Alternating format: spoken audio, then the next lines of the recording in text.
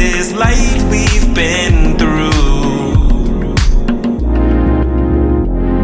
Now I don't have much more to give away, and you don't have the time to give me space. I'm just lost in acceptance. I expected too much out of you, but I'm no exception. I have my imperfections too.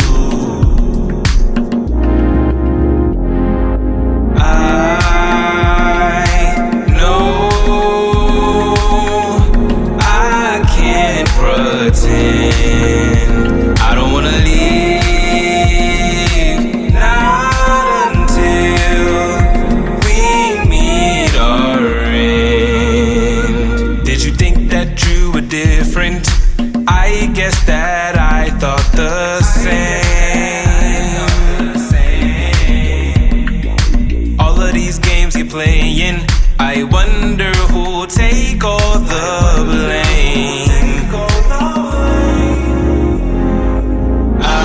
I know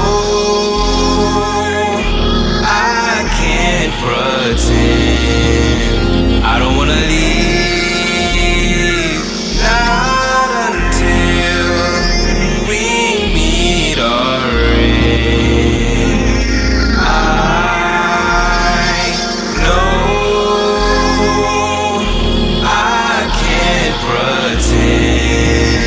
I don't wanna leave, not until we meet our end.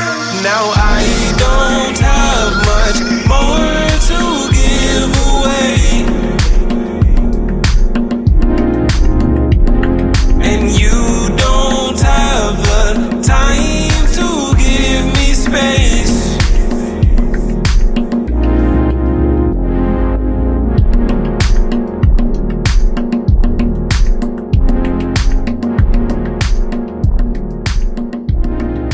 In the 80? Or 80,000. I'm your host, Moses Newsom. And I'm your host, Big Steph, Stefano Lewis in the building. Are you living for 80 years? Or do you want to take your legacy and your impact well beyond 80,000 years? Let's find out. Today's guest is a multi-hyphenate creative force out of Hampton Roads, Virginia. Gee-wee. He's an artist, he's a director, he's a composer, he's a community leader whose music and film, not just entertainment, but a vehicle to unite, to heal, and make transformation. Talk about He's it. a visionary behind the Team Fortresses. Who? A progressive artist collective that blends jazz, Yes. soul, funk, Yes. Afro-beat, Yes. hip-hop, Yes. powerful, immersive experiences rooted in cultural storytelling. Talk your shit. He's closely worked with institutions like Chrysler Museum, Really? the Norva, Live Creative District, to amplify creative voices in 757 and beyond. I love it. He's not only stopping at sound, his What? latest project is a bold leap into film titled Halflight. Come on. A cinematic work that pushes the boundaries of narrative and soundscape. I've already checked it out. Staying true to the collective mission of his artistry Yes. and his purpose. Yes. Whether he's composing, What? directing, What? leading, What? his brand is all over the world. Woo. He's committed to building bridges between art and community. Come on now. So let's turn up the volume. Yes. And step into a world of intention, Yes. soul, and vision. Yes. Please welcome my man, Zachary Hines. Let's Turn go. up. Yes, sir. That's very empowering, brother. Yes, sir. Welcome to the show, 80,000. I needed that. Yes, What's up, sir. Zach? Hey, what's up, Zach, man? Welcome to the house. Welcome to the show, Welcome brother. to the show, brother. How you feeling? I'm feeling really good now. I'm feeling exalted. I'm feeling magnified. I'm feeling edified. I'm feeling full of life. It's time. I know. The time has come. Time The has come, brother. Well, we are here at 88,000. We are so proud. We are so honored to have you, man. Why don't you play a little something, man? Let the crowd know what you're about, man. Okay, let me show you how I'm feeling in this Yeah, very so how you moment. feeling right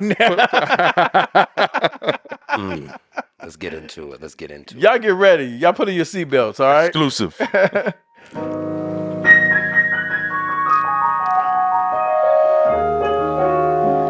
This young man is a genius. Yes, Y'all pay he is. attention.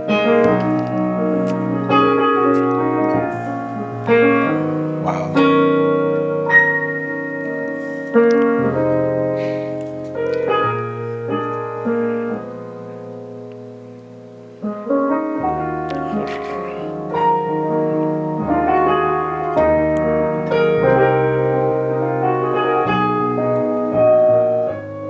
Mozart, Beethoven.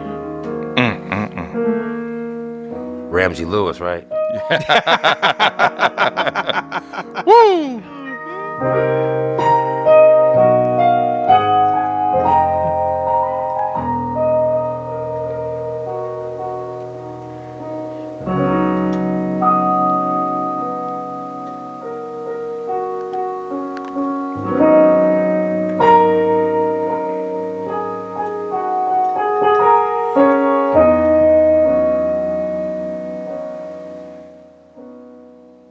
Ladies and gentlemen, welcome in the building. The great Zachary Hines. Yes, sir. Woo! Welcome to Zach, the show, man, brother. Man, we wanna open up with a quick, you know, like an icebreaker, basically. You know what I'm saying? Because we want to get the mood set. You know what I'm saying? And you know, pause. But we want to get everything. we want to get everything right. You know what I'm saying? Where in the world? Describe for us right now how old you were when you first had some keys in front of you. I was where it was in front of me exactly. I think I was at my grandmother. She had my grandmother Clara, my grandpa Ross, rest in peace, my grandfather. Rest in peace. Rest in peace. They had a piano in their house that their children trained up on. Really? And so when I was a youngin', I would play. When I would go visit my grandparents, How old were you? I would play. I was bored, man. I was singing in the choir. I love it. I was singing in the choir in Macedonia. Since I was like 3-4 years old, under the tutelage of Irma Price, rest in peace. She was in my dream last night. Really? And I was talking about my musical journey. Wow. Yeah, and music has been a part of my life, my entire life, so much that I'm led to believe that music is a part of all human life's experience. It's something that we don't invent. It's something that God's created that we discover. I agree. And it's how we make the most of our discoveries that we can live a fuller and more exciting life. Talk about it. Wow. So, you know, I'm 36 now. I'll be 37 in like a month almost. Really? And, Happy birthday. Happy birthday. Thank you. And I've been playing music my whole life, singing, playing, or just trying to hear myself think. I remember when I intentionally played the piano after hearing Hampton High School march and a Southeast Community Day parade in Newport News. Really? Out front of the Moton Community House, which ultimately became Fortress's first headquarters. But that's a whole other story altogether. Okay. We might unpack a little bit of it, but go ahead. No, that's all right.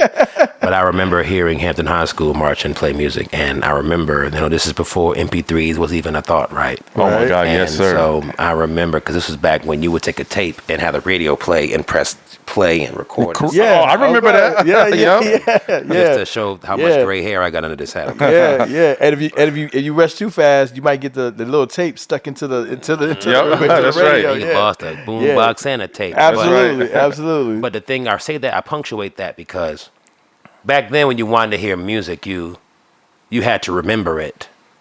And so when I heard the marching band play, I remember wanting to hear that song again, knowing that I probably wouldn't get an opportunity to hear that same routine sometime in the future, next year, whenever, or never again. Our kid brains are small. Right. But I knew if I went back home into my keyboard and I could play what I heard because it was in my mind, there were less distractions back then. Wow. Yeah. So, and just my music journey to this day is just trying to make sure my mind stays free of distraction so I can hold on to a divine vision. I can hold on to a thought long enough to get beside the blade and chop it down. Dope. That's dope. That's dope. So you started when you was 4. That was about basically when the keyboard first got in front of you, right? You could say that. I'm sure my mama say something different, but like that's I don't know. Really young. Wow. Words, like talking and singing and stuff like that. Right. It was kind of all at the same time. Wow. Okay. But I think that's most kids. Like, most kids, they're singing before they're talking. But, having a purpose, being able to sing in the choir, being able to praise God and be a part of a community and lend your voice to something greater than yourself. Deeper than that, feeling, like we all have our times in our lives, maybe, when you feel different. But to be someone different, but to be a part of a greater group like a choir or things like that, using my talent to break a space of belonging for my own subconscious to revel in. So in the lost times of my life, you know, as I grew older, music was a safe haven where I know that all humanity is connected. Wow. Okay. And so Well, that led up to my warm-up question. We just want to get into it and see how your brain thinks. Worship leaders right now, the big controversy is, are they getting paid too much to be worship leaders each and every Sunday? Some worship leaders get paid between $500 to $1,000 a Sunday. Some worship leaders get paid between $2,000 and $5,000 a Sunday. Are worship leaders getting paid too much and not focusing on the worship other than worship or worshiping the pay? Talk to us a little bit about that. my overwhelming opinion begins with the fact that preachers back in the day were the worship leaders and they were the ministers of music and all that. Talk about Most of the preachers made the songs their congregation sings. People are micromanaging and delegating a little too much. Oh, okay. And so it's just a business problem. Wow, is that? That's it. That's it? Yeah. Like, if preacher used to play the keys and I need a keyboard player, well, how much is the preacher willing to pay that keyboard player? And is that keyboard player committed? You know, and don't you dare throw me for God in there because that's rude. 'Cause don't get me twisted. I'd play for my church for God for sure. You did? I would. You would? But they got too good of keyboard players up in there, so I can't. All right, so right now, if somebody wanted you to be their worship leader and they ask you, okay, how much do you think you're worth or how much do you think we should pay you? Give us a ballpark number, what you would say. If I was a worship leader, that means that I'll have the whole rehearsals. Right? Every Thursday. I would probably be playing the keys as well. Absolutely. Or I'd hire somebody else. Absolutely. I would probably be writing songs too because, I mean, like, if you can't go on video too much if you're taking up people's music. let's Right. just- Right. Okay. Right? That's right. Copyright Yep. infringement. Yep. Give us a ballpark figure. Weekly? Weekly. Ideally, if you can give me somewhere in the ballpark of $500, I'll work with you. Okay. Okay. That's Because I fair. would generally That's charge fair. between $200 and $300 to do just piano playing Right. for a church Right. if I have to do that. that's dope. And so the extra homework, it's a little $200 ain't should hurt nobody. Okay. But I also know that when you're in a position like that, you're sincere and you're certain, you're working hand in hand with the pastor. So, you know, you're, most importantly, you're granting yourself an opportunity to have a closer relationship with God, you see. Wow. And knowing that the purpose that music plays in the church, I know how much I would have to be immersed in that for it to make a difference in my life because I don't do nothing I don't care about.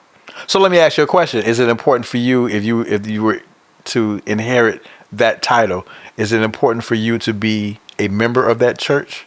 Or should you be allowed to freelance at other churches and make more money at different other churches? I mind the business that pays me. Honorable.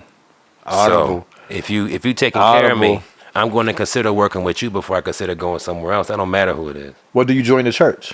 Well, I have a home church, which I would play for free if they let me. Okay. That's a high bargain to beat. Gotcha. That's a high bargain to I beat. respect Gotcha. You see respect what I'm that. saying? Gotcha. Like, it's a high Respect bargain that. to beat right there. Like, Gotcha. you know, so people will have me come and want me to play for their church or whatever. My thing is this, like, you can get God wherever you go. I'm having church right now. And I played for y'all just now, and you didn't pay me a dime. Come on now. So there must have been something about the ministry that we're doing that made it okay for me to grab my sword and put it in my sheath, Ashe. Wow. Wow. So it was really about respecting of, you know, what it is. And dope. because there are players that I know that play at the same church all the time. Yeah. And because they're respected. They're part of the pastor's family. Right. But I'm talking about church musicians more. I'm talking about worship leaders. I don't want to really crack an egg on opinions I have about worship leaders, not just because, you know, there's a lot of people in my fraternity that are worship leaders. I got family members that are worship leaders. I got family members that are pastors. Yes. And everyone does it different. But it also depends on how you're spending your talent. Right. You may be a worship leader or you may be a pastor who's gifted in music. Okay. Then you're probably going to give more music to your service. But if you got a large church, What if somebody comes to you and be like, man, hey man, stay in your lane. You the pastor. I mean, I don't go to church like that, to be frank with you. Because I don't bother with people messing with me. I don't bother. If people mess with me, I go home.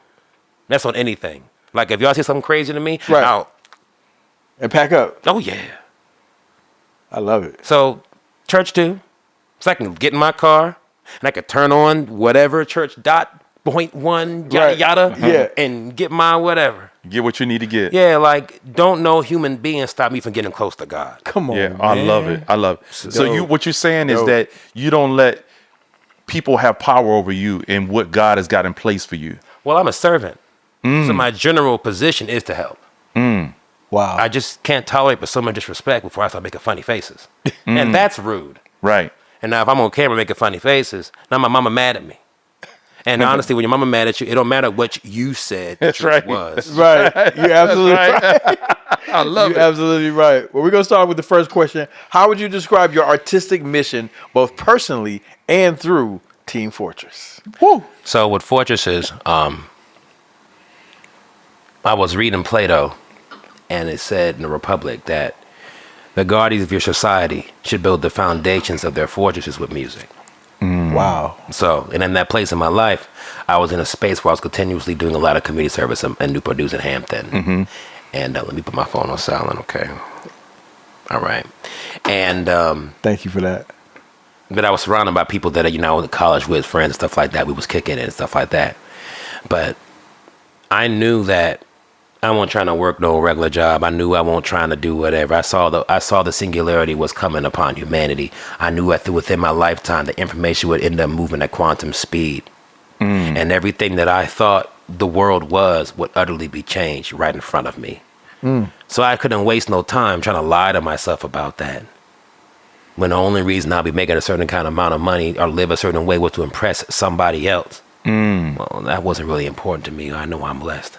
Wow. So when I started Fortresses, it was challenging the people that are around me to raise the caliber of what they were doing so we collectively can do something great, because every bit of success I've ever seen around the world came from people that were close, working together closer. Wow. And our people's lack of ability to unify is the only reason we aren't in the future space that we're supposed to be in. So how much more of myself can I sacrifice that we could finally make it there? My God. Wow. My God. My Was God. that part of how does that work? Because your inspiration obviously comes from God and what He's placed in your heart. Is that a challenge for you when you know that you have a burden that God wants you to execute, but then you have people who really don't see the vision other than money or what they can get out of it? How does that impact you and what you want to do for God? Or does that even matter at that point? Well, when it goes to a certain point, I don't think it makes a difference, because when you know the truth, you know the truth. Right. And I can't wait for anyone else to understand. The proof's in the pudding. It's through my continuous effort. Like I just put up my 35th album not even 3 days ago. Wow. It's called Wishful Thinking. What number? 35th. Ooh. Don't play with me, brother. so it doesn't. So my point is, it doesn't. The truth is the truth. Yeah. Right. And practice makes perfect. Right. If the group thing didn't work out or whatever, all right, still follow through, because it's practice for the next thing. And you never know who it might touch. Yeah. We're in a time now, more than any time before, that everyone's watching. Right now, I'm just talking to some folks that may be my mentors tomorrow. I'm talking to men that can pour life into me and help me become a better man, because I'm in a journey to becoming someone that could be a husband, someone that can be a father, Wow. someone that could own a large home, someone that could own an enterprise. But I know I don't have that knowledge because I fought for freedom. Wow. And the sacrifice that I'm going to have to make as a libertine artist type nigga, to transform into someone that communities can be built around intentionally with trust and hope. I got to be surrounded by people that can give me the insight that's beyond me. That may have come from me being frustrated about all the things I thought that I was doing as just revolutionary activity, led me to a point where I'm too tired to play these games with even myself. And so, Where do you draw your inspiration from? Because when I look at, I've spent some time looking at your content and been really immersed into your craft and what you put together, which is well crafted, by the way. What drives that inspiration to put out something that's changing lives? What drives you on that? I don't know they're changing lives. Okay. Well, I know I was black till somebody told me. You know, I'm just existing. Like, I can't ask a dog while he barks. He'll just bark. You told me to bring my keyboard. I didn't want to do that. You tell me. You have to tell me.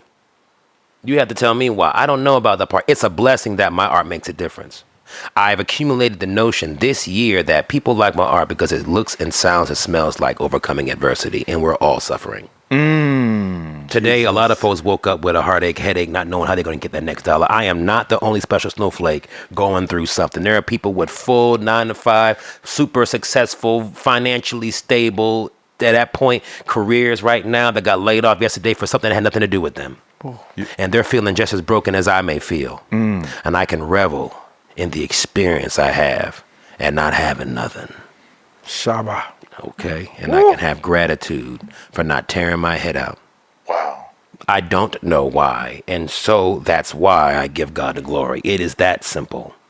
So are you saying that your inspiration, does that just, it just comes to you? You don't have anything particular, like someone you look at in music or film that really drives your inspiration? I remember being younger, and I would see people that I know get success, or I would see music as just people singing or doing whatever. And then I used to wonder, well, how did they get there? And I've worked for different magazines. I wrote for Vince Music Magazine. I've worked in different journalism groups, news, TV, things like that. I've worked different fields in the media. Getting the answer as to why or how these artists got these opportunities. A lot of it's right time, right place, right time. Woo. But we're in a time period where everything is so quick. Everything is right place, right time. But there's always a trail leading up to the church. There's always a trail leading up to the event. There's always something that happened. There was a thing. So I saw that it was like, okay, so I remember interviewing the Congos band. They were the son of Johnny Congo, the band, the guy from. Yeah, I'm familiar with it. Yeah. Okay, so Congos is the band of the Sons, and I interviewed them in a magazine. Okay. And they talked about how in South Africa and wherever they were in the UK, they had this place that they would get together at to all make music all the time. That's what they did. Right. And the community that built around that was what it did, for them. Built an organic community. And so I thought to myself, it's like, I see the people that are successful are what they consider success. And all of us, when we talk to successful people, right, we block out in our minds the fact that struggle is universal. We block that out when we see a successful person. Struggle is universal. Correct. So when we hear someone talk about their success story and what they got that they could talk to the other person about, they forget about the struggle that goes into it. So I can sit up here and be frustrated for the struggle that I'm experiencing in this very moment. But then I'd be lying to myself like this similar struggle that had happened a few years before in the past and a few years before that too. Wow. I can't act like you said, people are inspired by my work. They think that I'm probably just doing just fine. But they don't know what you're doing on a daily basis. They don't know the struggles that you go through. They don't know the trials and tribulations that you go through that ultimately help really create the craft and what they enjoy on the other side of it. Because we go through the same thing. They look at 80,000. People look at, oh, this is a polished product. I like it. I'm enjoying it. But they don't know what me and him, what we go through emotionally. They don't know the struggles and being able to have the meetings and be able to do this. We're not making any money at all. We're doing this. We want to build community. We understand that God's put a mission on us. So what I hear you saying is that people don't see that. They see your product, but they don't see everything leading up to it. Am I correct in saying that? Yeah, but I mean, it's for a deeper reason than that. It goes beyond the struggle. Okay. When I die, how long will my art last? Because it will outlive me. This is archival of African Americans in 2025 in the Mid-Atlantic region of the United States. It is going to be uploaded into an AI server somewhere in New Mexico. Right. And be repurposed and used anytime somebody types my name, whether I'm alive or not. And I'd like for the representation of me to be quality, and that's up to me.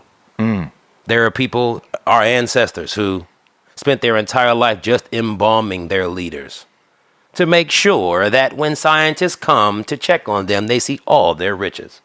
Wow. I don't plan to be alive, because everyone dies. But our art will outlive us, and it will inspire the generations after us. Wow. I know in this very moment, I can at least leave behind a strong legacy for whomever may unturn that stone. Because in our lifetime, the singularity opened up, and everything that we do now was part of the foundation of knowledge of the course of the next however long years it is. Wow. I won't be there to know. So. I love it. I love it. I love it. Can you tell us about your creative vision behind your latest film project? And it's called Halflight. Yes. So that's a good transition. So, so I've taken y'all seen Halflight, right? We have. Yes. So we love it. I'm about to flip you. And it's dope. It's dope. Super dope. I'm about to flip you, right? I'm gonna flip you one. All right. Y'all gonna like this. Let's go.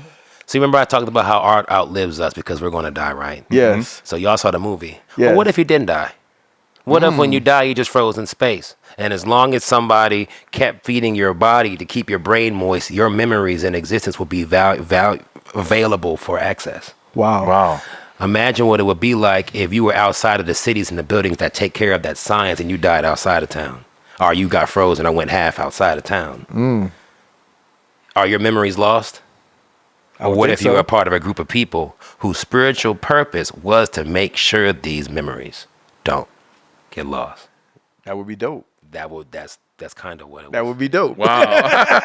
And so a lot of people, when they see Halflight up front, they're like, oh, it's a dystopian, da-da-da. I said, no, let's think critically here.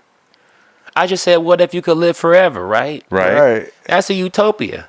Okay. But even in a utopian city or utopian place, there's some ghettos and some ugly places and some wilderness and some wild and some, it's always something. Yeah. And that goes back to what I said about descriptive things. It's Right. the perception of the person looking. And so it's like, I think about when I went to Pittsburgh for an audition, the city of steel. And when I was driving up to Pittsburgh through the mountains, Right. coming up to West Virginia. And coming through outside of Pittsburgh was all the old buildings from the 20s, 30s, and 40s when Pittsburgh was lowered to the ground, and all the car shops and all of the things that led up to and all of the buildings. Right. And you pass through a little tunnel, right? A small little tunnel. Yep. And you pop out the side of a mountain, and it goes deep into the ground like a crater. And everything inside that crater is sparkling reflective glass and steel. And at the top of the mountain are a bunch of cathedrals that circle around and castles that circle around it. My God. Wow. And so what just shows me is like, the people that live in Pittsburgh City down in there, going to college or whatever, probably feel like they live in the dopest life ever. And to them, it's probably utopia. But if you outside of that bridge, I don't know what you think. Wow. And so it's like playing with how we fool ourselves into judging something. Right. Jesus. Wow. Wow. That's deep. So it goes, so like I said in the trailer, how could one perspective change the way lives are affected if you didn't know the lives that were affected, or whatever I said? Right. Because it was a 48-hour film, and I wanted 21 people in my crew to all have an expression that was seen and felt in the film. Wow. So when I watch it, I'm interpreting the collective vision of several people, not just something I thought. Right. So now I'm having to interpret the work of art. What would so when you think about music and what you build with music, and with the film Halflight, which was, by the way, I got so many emotions from watching that film.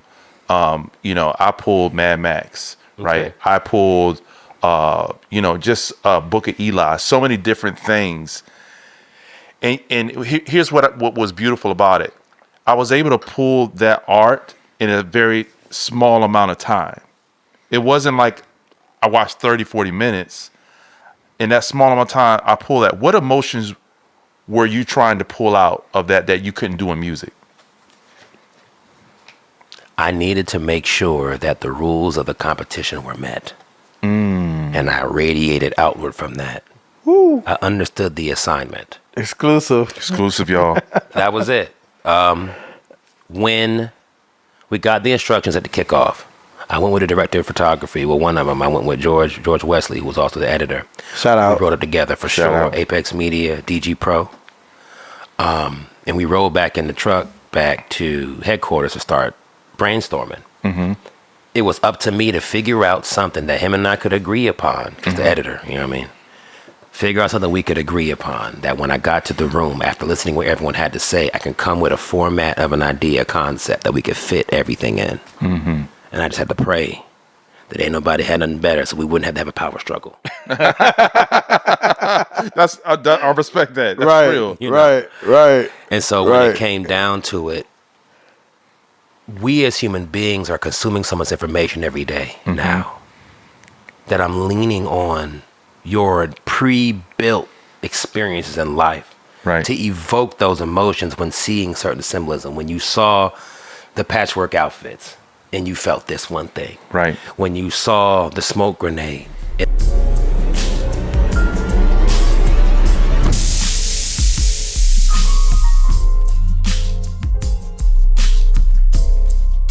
Clear.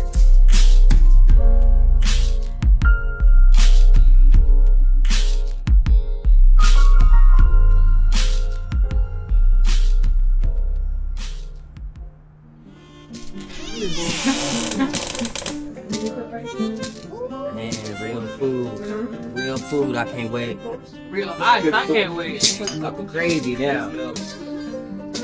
Save time. Save time. And it made you question. When you saw the bird's eye view, when you saw them laughing, when you heard the zydeco music during the scene, and you heard the harmonica, when you saw that the cast was diverse, when you saw it was equal men and women involved in the situation. Yes, I saw all of that. You know, you listen to how everyone had different accents, you hear these different things. We've experienced life enough as human beings in this time with the internet and the way things are, that we can apply our own perspective to that, because a picture tells 1,000 words. Shout out to screenwriter Ciroc Fox of Foxtel Studios that, you know, really put the touch with a lot of the dialogue that you saw. With And did an amazing job. Amazing job. Shout out. What part did you play in it? Did you give them any direction towards that, the scripting of that, or they just came to you and said, hey, what do you think about this? What's that process look like? So I got the instructions. Right. Went to the headquarters. Mm-hmm. Now, Ciroc ain't got there yet. Sorry, bro. He was always, he had to take care of us. He had to get his kids and stuff together. Right. I got to the headquarters. He knew what he wanted. He knew what he was going to do. When I got in the room, I got everyone ready. I had an outline written out, you know, and so I took to the whiteboard and broke down everything I wanted to see in the film. Got it. You see what I mean? And how I wanted it to happen in the order of things and how they should go. Gotcha. Who should do what should do what needed to happen. Like, there's certain things I needed to see. Right. Like, I think about, and I don't mean to talk about comic books, and I haven't read this comic very much, and I haven't seen this show very much, but there is a mangaka, Oda Sensei. He made One Piece, very popular comic. My daughter loves One Piece. Yeah, I'm trying to get into it, but I don't have the time. But I did study his art style. Really? You know, and he talks about how the big picture, you see, he'll do a whole story, right, based on the middle page being this particular thing. Right. And like I said, emanating outwards from that. So when it came to this film, there were certain things that I knew I wanted to see. Like, I knew I wanted to see the group making moves. Gotcha. I knew I wanted to see them in that one room, and it being with the low ceiling. Right. Why the low ceiling? I'm curious. So you make a low ceiling so you feel like you're in the room is claustrophobic. Oh. You know, it makes you feel like you're I picked up on that. Yeah. Okay. Yeah. So, you know, it makes everyone feel like the only thing happening in the room is what is happening. There's no space for your inner thoughts. Wow. This is where we do the most important thing. This is the cloistered room, as they say, you know, in churches and stuff like that. Right. And a lot of spirituality, you know, like to lower the ceiling so that way people can achieve a higher level of initiation into a thing. This is a thing. And so we use those edifice things, and when I direct, so that way the cast feels packed in. Got it. You know, Lauren Sawyer did the audio pickup, making sure, that's my drummer too, making sure that, shout out to Lauren Summer. My man Lawrence, my guy, great Kane. But to make sure that when the audience is watching, so we also have Fu Win on camera as well. He was our colorist, Fusion PC. He's also part of Apex Media with George. He was our colorist and other director of photography. They were an amazing team. They were very determined to make some dope stuff happen. Wow. The way it was shot captured the over the shoulder. You knew that people were in the room with you. Right. Because the beginning of the film was these tracking shots following the group. Okay. When they finally got to the room, everyone in the audience was in the room with them. They didn't know what was going on. But then again, the people in the film probably didn't know what was going on all the way. You can't imagine everyone knows everything, right? We're regular people. So what else, this is logical, what else would a group talk about in a room where even the audience don't know what's going on? Let's get the audience involved. Let's have a misunderstanding. Excuse me? 5 days. Huh? Oh, no, We are 5 days behind. How the hell we lose 5 days? We cut through the abandoned tunnel.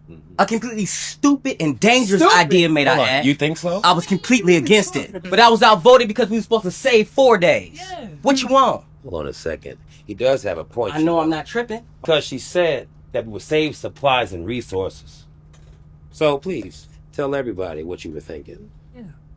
Hey, yo, B. Take your mask off. What's under your mask? It's my face. Oh, my God. Oh, my God. Damn, man. Are you And kidding? the nearest consumption is almost 100 miles the opposite way? 100 miles, hell. He ain't gonna make it back past the tunnel. We might as well. Just Hold on a leave second. me, man. Just leave Hey, me. look. There's a way to fix this, y'all. Not even 30 clicks away from this exact location, in the middle of Forest Park, there's an oracle that can actually fix the situation. What? Dog. This is a fairy tale? What better way than having misunderstanding? Right. I love it. And so that's where Ciroc showed up. Okay. You know, pulling together the skeleton dialogue for us to build around. Right. So, you know what I mean? My major concern in these scenes was the fact that the room is a character. So the script can say what it wants to say. But I need everyone else to be saying something too, because people talk. The screenwriter's job is to make sure that the story itself moves from point A to point B. Right. And to make sure the instructions and the film, the videographers, to know their cues, so everyone can have their base understanding. But when you're on that dance floor and the movie's being shot, and you only got 48 hours to shoot, I as director am expecting everyone to give what's necessary for the conversation to be real. I don't care what you wrote. Wow. Wow. So I gotta give credit to Ciroc for putting down some dope words, because just like with Fu and George, the storytelling happened through all of the aspects. A lot of it was me trusting my team to do something great.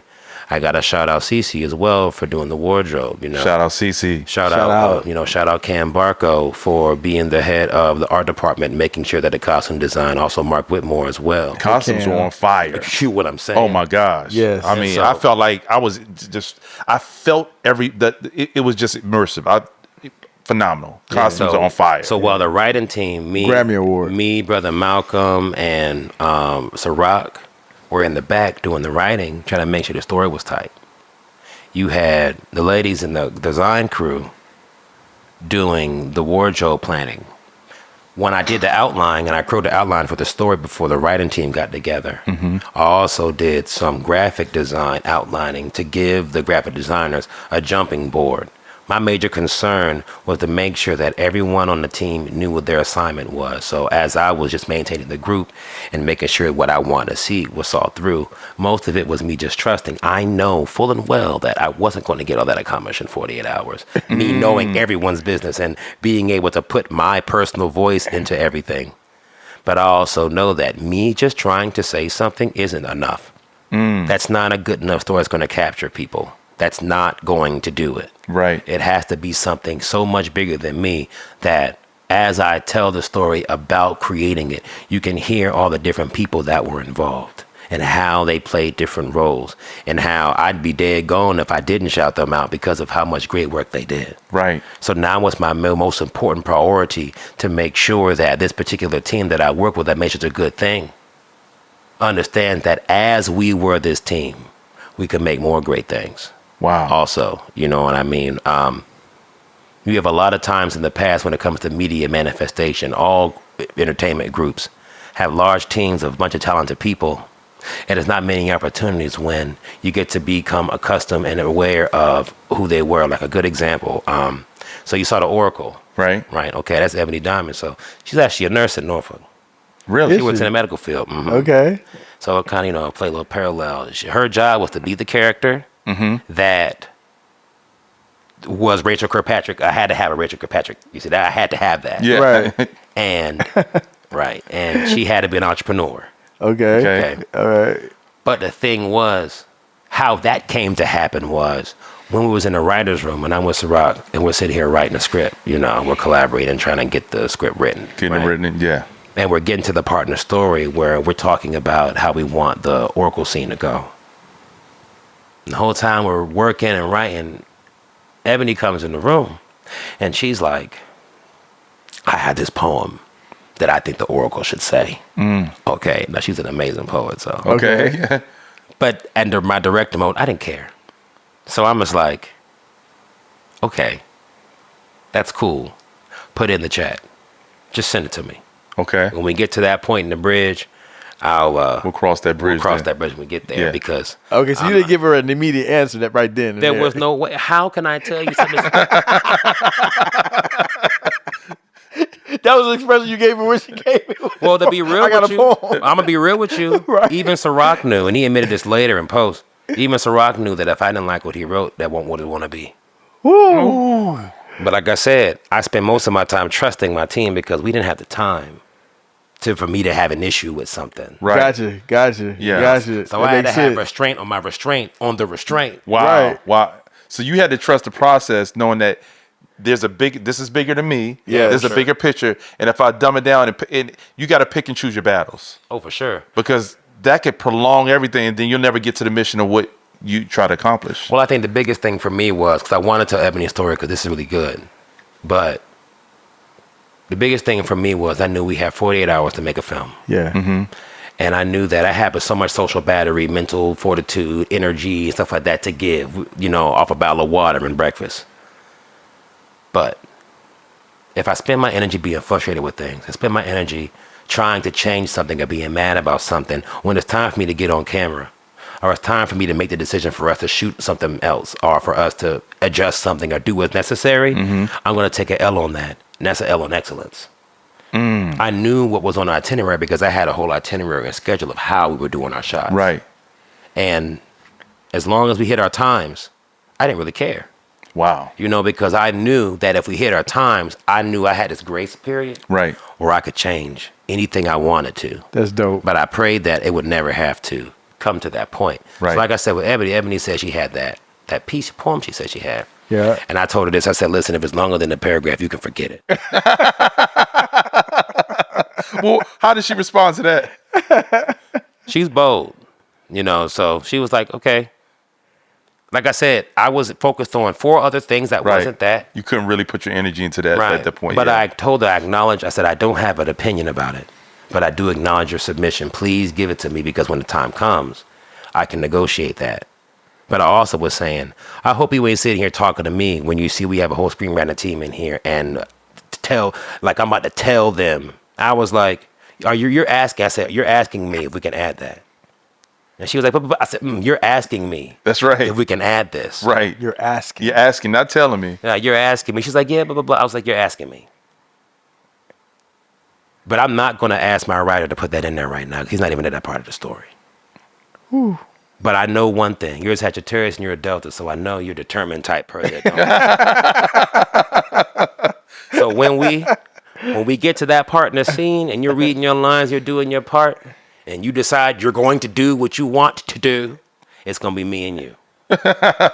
Right? Wow. So we get to the scene, the Oracle scene. Okay, right? I want to know. I got to hear this. And she's doing the lines, she's working on the lines while me and the director of photography and the rest of the Crusaders are off shooting our part, another part of the film, the opening. We're shooting the opening while we're trying to get the end together. And they were setting up the park outside to get it.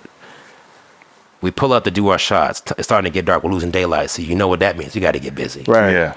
So we're losing daylight. And we're getting the shots. And I'm like, all right, Eb, let's get it.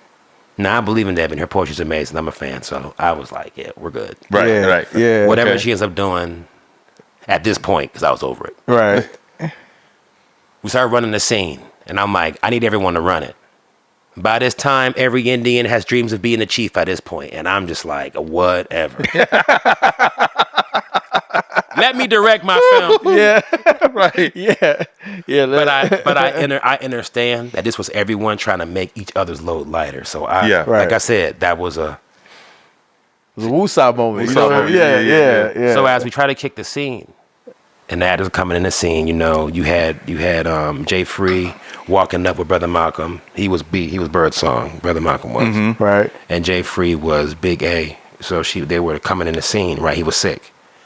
She walks up. How many gallons of water do you think? Blah, blah, blah, blah, blah, like they're doing the scene. Yeah. And I'm like, okay. That's what was written. Okay, we're in there. Nice, nice. Right. And she's like 64 or whatever. Oh my God, da. And all of a sudden she's like, with no water, the birds don't sing. With no something, da. And I'm just like, and she was sitting down trying to kick me that. I said, you did not come all the way outside, look me dead in my face, and spit a line I did not all the way approve from that chair. You need to take that line that you wrote that you're so proud of, because you on the writing team, you signed up to be on the writing team in the beginning. Like, I'm not going to betray you this. You're going to sit up here and kick me this line right now. Sitting down, I need you to get up, and with each word you're saying in that poem, you're walking up on her. You need to don't be just giving her the lines like this. You need to go in and give her each line like it's the most important thing you ever said because you wrote it. Wow. Because I told her later on in post, after people that seen it and people were saying that was her favorite part and the things she said. Really That's one of my favorite parts. Right? That's what I'm saying. That's why I gotta size it up. I got to. That's why I'm loving this. And I called her early one morning and I said, listen, I've been in entertainment and acting for a very long time. I went to school for theater. Right. And a lot of entertainment and showbiz and stuff like that, it's about taking risks. Yeah. Some risks you take and change your life for the best, and you have did something that changed the game and you get much favor from it. Ooh. But some risks can ruin you forever. Wow. And so it's like have very much discernment about where you take your risks. And I gotta let you know that you took a good one. Wow. There, right? Yeah. And so she took a risk, Somebody get the offering plate so we can just pass this around while you talking. But go ahead. But that's what I'm saying. But that was with everybody. That's with everybody. When I spoke to everyone on the team, afterward, things like that, people were like, "Go, what does so and so think? What does so and so think?" Yeah. I don't want to ruffle any feathers. I'm sorry when I got frustrated about this or that, and I was like, I feel the same way.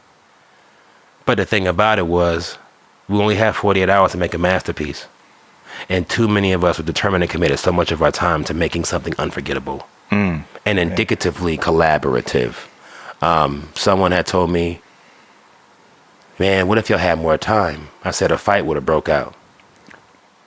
Don't nobody need no extra time to get their opinions across. Wow. Don't nobody got time for that. Too much time to interject things that will cause rift within the group. I needed to be able to say I ain't got time for that. Right. I needed to be able to say I don't got time for that.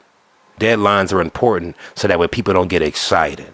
Do what we're supposed to do. Yeah. If you think you got it, you better have it. Like I said, she had it. So she was had it. Yeah. But everyone on the team, everyone had it. Everyone came with what they thought was the best thing they can do. Wow. And they did that, and I trusted it. And in my trust of my people, we did a great thing. And so I can't sit up here and take credit for nothing major.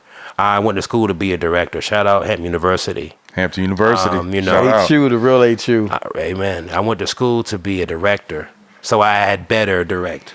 You know what I mean? I had better brought together a large amount of people to do a great thing in a short amount of time. Yeah. I don't care if we win the competition or not. I was just proud to see my team do a team-ass thing.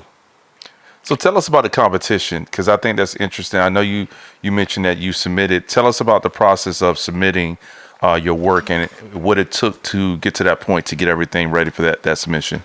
Okay, so every year around August, we have the 48-hour film festival in Hampton Roads. Now, it's also happening all over the country, even all over the world, if I'm not mistaken, where different cities at different points of the year get together for a weekend and they put together teams to create a short film in 48 hours. Mm-hmm. They get a line they have to use, a prop they have to use, a character's name they have to have, and we pick our genres from a hat. Mm-hmm. We had picked horror and climate film. And we decided to mix them together. Wow. So you got a little spooky thing with the weather effects, you know what I mean? Right, yeah. You know? And how well the judges would judge how well each team executed that. Wow. To me, the beauty comes from the fact that I had a group of people that I create with. Let's create something. Let's create something that we can be proud of. I think the biggest focus for me was making something that we can be proud of. So that way I would be like, I want to talk about this. Because I don't think I want to interview and talk about Chip Chop Chow. I don't think I want to interview and talk about G-Men, the previous films of the previous years. Nah, I want, but this one right here, oh yeah. And blessedly enough, the crew from last year was pretty much, for most part, the same people, and then some new people too. Wow. So Really? yeah, so it's like the work that was done was just being able to have the camaraderie of an ensemble over the course of time and being familiar and accustomed to the emotional states of my team. So when things were difficult, we had a deeper understanding and support for each other. Right. Like I said, that deadline major, because we knew we only had up until that time to have to worry about it. Wow. And so it was like being proud of knowing that we all just kind of held our breath and dived in. But now, as a director, it's my top priority to make sure that while my team is off in their own spaces, recovering and getting back to their lives, 'cause we committed a lot to doing that, that I do what I can for the work that we've done. To make sure that it does reach and go further. Are they going to let you know where you're moving in the process? Because I know a lot of times the film industries and things like that, they give you like updates you can check on your progress. Do you have access to that when you'll know? Do you know when to expect something? So we found out on our premiere, which was, I think, the 17th, this past Sunday. Okay. We found out on the premiere that we got the premiere. That means we got it in on time. And it passed the grace period of... Well, it passed the proving race where you had to have all of the elements. It was the right length. It had the name. It had I hit the marks. Okay, good. Now we'll know what the final judgment is on September 28th. September 28th. Wow. Okay. Right. Wow. Very good. And so I got a question real quick. Yep, go ahead. You went to school. A lot of those things were taught. One thing that I'm learning about you over this short period of time, and this is almost like putting having a 48 deadline as well. It's a journey. It's a journey. One thing I'm learning about you, which I think is so amazing, is the fact that you were taught how to direct. You were taught how to play the piano. One thing that about you, I taught myself how to play the piano. I was about to say, this is all self-taught. I want to hit you for math too, brother. So get into it though. No one with playing the piano, you didn't have a piano teacher or anything like that. There were many talented people in my life. Shout out Nathaniel Riley. Shout out Philippe Fields. I can shout out. Musical mentors forever. Right. I'm a member of Phi Mu Alpha Sinfonia Fraternity of America Incorporated, the oldest and largest music organization in the world. I crossed on fall 11th. Wow. Okay. Well, getting back to my point. Right, but yeah. A lot of things have been taught. People get taught things. Yes. One thing you cannot teach is leadership. Mm-hmm. And one thing you cannot teach is fortitude. So during your experience with, of course, this film and everything that you do, is there a challenge or an opportunity or a frightening experience when it comes to meeting a cultural expectation as diverse of your artistry and how you imagine what you want to put in front of people? No. But also yes, not elaborate. Okay. When you Let's go. Because I have the personal answer. I have the spiritual answer that is no, it is what it is. Everything's beautiful. Gotcha. But I have the business answer. When you meet the cultural expectations, you get more opportunities, you get paid. Wow. When you satisfy our population, they'll buy your stuff. Okay. Got it. Yeah. Okay. My challenge is the fact that I spend so much effort in my work that I am my art, and it's hard for me to personally market it because it affects the expression of myself as an artist. Wow. To tell people to look at me is so stupid. Like I just don't like talking about myself. Like I think I shot out like 10 niggas. I got more for you. Like I'm big on letting my work speak for itself, and so I suffer financially for that. I've always been the Pan-African brother. I grew up in downtown Newport News, you know. But I also understand that my nationhood or my Zionism, if you will, is only the gem that I keep in my bag when I enter Babylon. Wow. And the more culturally conscious I may be, the more, you know, thick and divine it is in a room full of strangers. So I'm representing whomever I'm around, white, black, otherwise. Right. But I know that this area is the place where the slave ships landed. This is where the America experiment began. You're absolutely right. And so the voices of which we amplify in my stories, naturally telling the story of the evolution of our people. That I don't have to try to do that, for that would be a contrivance. And I don't like faking nothing. So it had to be a collective conversation. Wow. It had to be representative of a diaspora that even includes our other skin folk, because we aren't who we are without everyone's input, and here we are. I've never heard it put like that. That's dope. That's dope. Yeah, That's dope. That's a challenge, though, because everyone's not thinking that fast to know that that's what they should grab their wallet. They don't know that that's where they should get their money. That's where Disney might have been slipping with how they try to be inclusive. You know, but it ain't my fault that you in LA, the Black American narrative didn't start in LA, brother. Ask me. You see what I'm saying? I got you. So all I got to do, like comedian Scrap Dooley told me, stay at large. So when people look at you, they can imagine you doing that for them. Wow. So Say that again. Stay at large. So when people see you, they can imagine you doing that large thing for them, and that's how you get paid. And Scrap Dooley told you that? Yeah. Wow. we had Scrap Dooley on the show did. a few months ago. Newport News, did. brother. We did. Yeah. Bad news in the building. So let's switch gears a little bit, because we talked to a lot of folks on the show, and one of the things that we end up getting into is therapy. And I really want to understand from a therapeutic standpoint, how does your music, how does your film help people therapy-wise? Do you see that in your music and your film being therapeutic for your listener or the person that's taking in your visual arts? He said earlier that he didn't feel like. No, I'm going to flip it on him. Okay. When you experienced Mario, how did you feel? Ooh. I felt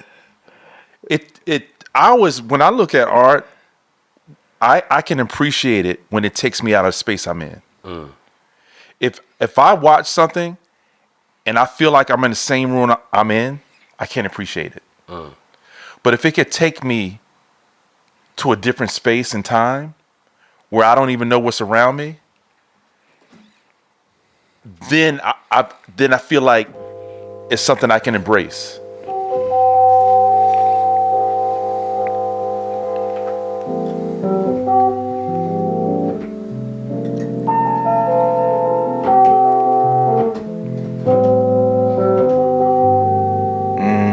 Yes.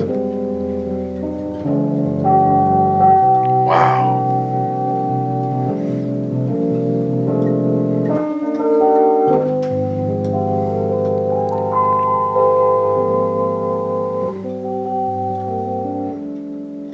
Keep it going, Zach. I'm tired of brothers dying by the hands of other brothers. I'm tired of going to funerals and seeing the pains in their mothers. Put the guns away. What in the world are y'all thinking? They want us to kill ourselves. They love catching us breathing.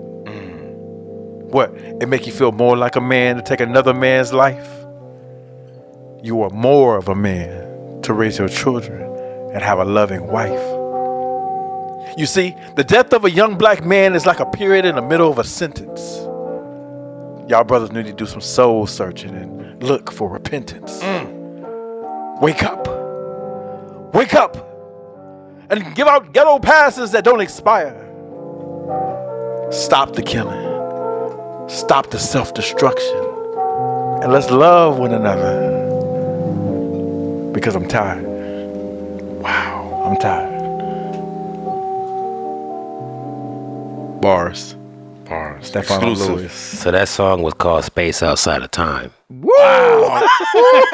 So when you said, I like it when your music takes me to a place. That's what my dad would say. Yeah. And I'm like, oh, I got a song for that. Yeah. Jesus. And so I was like, oh yeah, take the pressure off of me. Take the pressure off of me. Take the pressure off of me. So Wow. we're experiencing this together continuously and actively. I've made it the point in my life to deepen my vocabulary of spiritual activity. Yeah. When it's time to talk about being out of space, I can use my knowledge of mathematics to apply that to our subconscious with gravity. Right. And so music does. So it's about knowing that music in its origin was all extemporaneous. In the beginning, music happened when it was time to happen.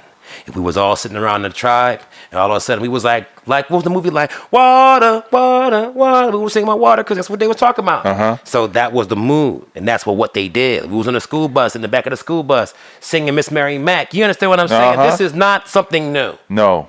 Music is extemporaneous. It happens in the moment all the time. Wow. So when it comes to making music, even film and any art that I do, I want you to feel like it happened right in front of you. If it wasn't yourself that did it. As much as I want you to be impressed by the fact that it's beyond you, there's a simplicity to the way that I play. Yeah, I that felt, you can I felt imagine yourself playing this. Yeah. The only reason you didn't ask to know how, because if you were doing it, you wouldn't be able to imagine what you're able to imagine while I'm holding the ladder for you. Wow. And to know that you have someone willing to hold the ladder for you. It's certain. It's intentional. Right. It's present. It's here. Here like a prayer that I'm doing at least. And you can join me in that moment. And as long as I'm playing, we can be at peace. That a prayer may emerge. Ashe. That a prayer may emerge. Because we were praying. Right. My father always says we're in constant contact with God through prayer. Say that again. Say it again. We're in constant contact with God through continuous prayer. Wow. So if my existence can manifest prayer and bring a stillness, there are wars that have been stopped that we wouldn't have known existed because I got to their ass first. Wow. Jesus. Okay. And what you said really resonates with me, because when I asked you that question, and the moment you started to play that melody, I felt a shift in my spirit. And as I felt that shift, Stefano felt the shift too. And something exploded inside of him. I don't even think he knew what he was about to do, to be honest with you. I didn't. It needed to be said. But it came out and it needed to be said. It's almost like an imperfect balance of truth. Yeah, always present. Always present. The truth is a resonant frequency that once you're able to tap into it, you can visit at any time. Wow. You just got to make sure you're clear-minded to let it come in. Yeah. You know what's bothering you. You know what you want. Yeah. And it's that simple. And we distance ourselves with denial of the things that we want. And then we don't get it. And our frustrations become our manifestations as we create obstacles. I knew based on my circumstances right now, and my faith and my belief in my people, and the contradiction of the struggle and my faith existing and coexisting, right, sounds like something. It sounds like I'm continuously in a breakthrough, and that the struggle will end when I no longer can struggle. It's like, how much juice can I get out of this damn orange? Wow. Okay. Because like I said before, like, my art will outlast me. And a lot of people are afraid to feel things. Me too. But where I felt deep things and been in places of darkness and fear that are just unique, weird experiences, I could play from that space.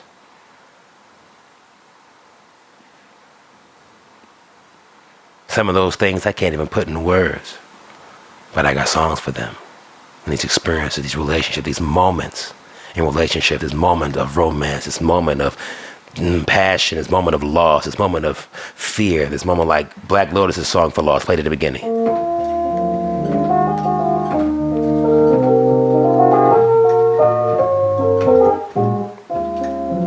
I play that song at funerals. That's what do you call it? A dirge, a requiem. Yeah. Right, you know. So I play that, Black Lotus or whatever.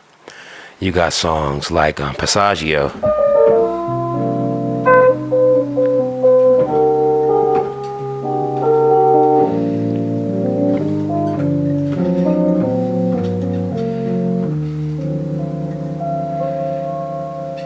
And that song I remember making when I was in a room bringing together two people who I knew I would never see again. Wow. But I unified two individuals that were so deeply in denial of the love that was present. And I knew that their revelation of perception would collapse, the reality. But I knew that with that song, I would be able to hold on to that feeling in that time. Wow. And that's what it's about. And you never saw them again? No. Social media maybe, but one of them blocked me. I see her at shows. She's a singer now. Wow. But you impacted her. Who knows? She wouldn't say. But that's not important. Yeah. I was impacted. And I made a point to put respect on the moment by composing in that time. Wow. It wasn't even about the person. She'll be fine and they'll be fine. You know, I'm sure. Tell us a little bit about the museums. You partner with museums, creative districts, educational institutions. What's that experience been like with partner with those organizations? How have they received you? I'm sure depending on whoever's the executive or in control of the situation, I'm sure everybody has their own personal things. But, you know, music is an art form, you know, and I collaborate often with visual artists. I'm a visual artist myself. And in my community as a theater professional and stuff like that, lends itself to fine arts. I position myself to be of service to the fine arts continuously and allowing the fine arts community to have access to music through the course of my career. And I've always been involved in culture work, even if it's from, like I just recently stepped down from the board of Newsom House, the Historical Society in Newport News, the Newsom House board. I got too busy. I don't dealing with the bureaucracy. We won't get nowhere. I'll still serve them, but they'll be all right. But being involved in the community, cultural community, they're just an adjacency, you know. The museum is often where you're going to have those cultural events.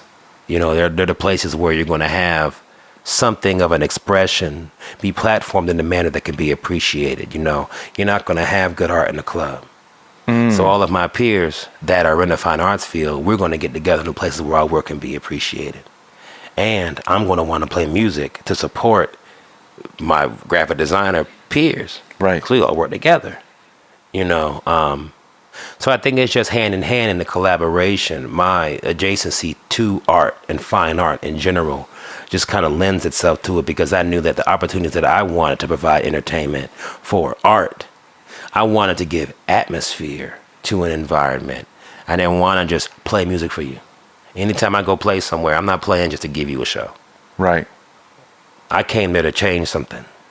I came there to change the mood. I came there to create the atmosphere. Yeah. Someone's life is going to be changed, even if it's just mine. You know, it has to be something profound. It has to be something deeper than that. Most times when I hit the stage, I don't know what I'm about to sing.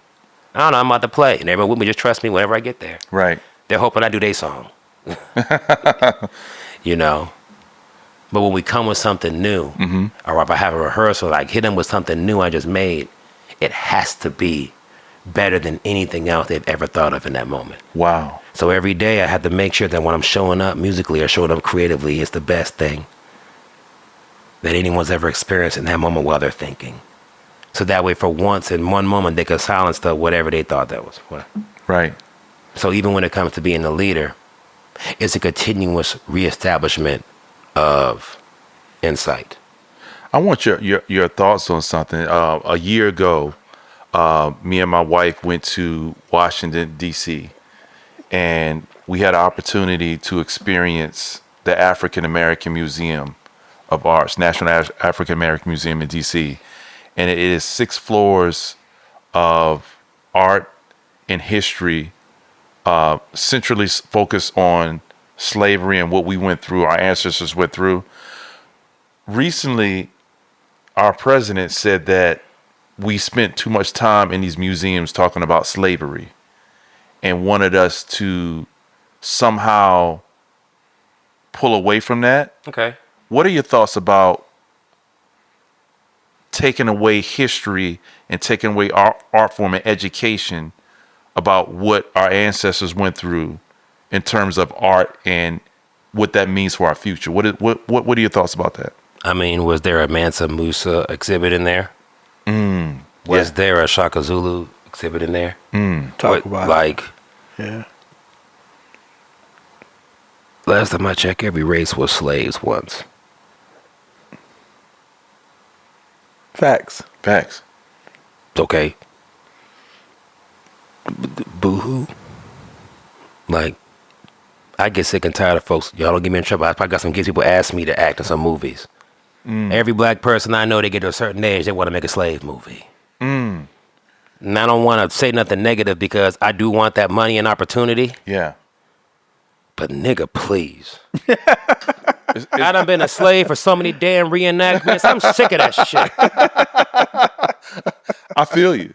So my opinion is, as an art person that continuously has to redo some slave shit, I'm sick of that shit. Yeah. I'm tired of it. I'm tired of it. Me personally. Now, what I will say is this, though.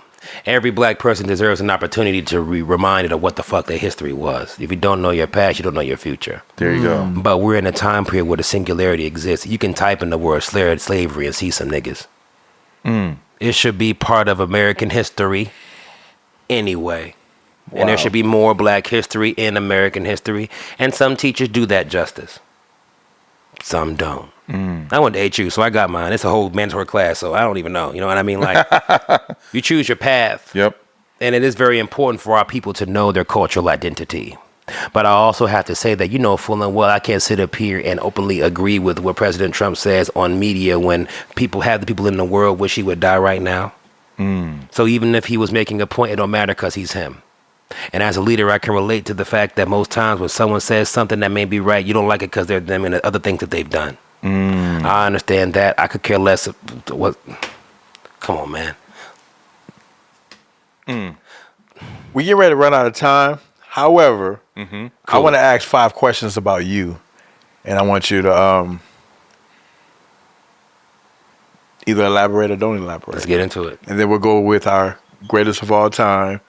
Moses will go with his 8 or 8. We definitely want to bring you back. Oh yeah. We definitely want to bring you back. We can put the band outside. We definitely want to do that. We definitely want to do that part. We definitely want to do that part. Special thing. Yeah. But I want to ask a couple of questions to you. 5 questions. First question is, do you love your parents? Yes. Both of them? Yes. Awesome. Second question. Outside of this room, if you're just in your individual space, and we talked about therapy before,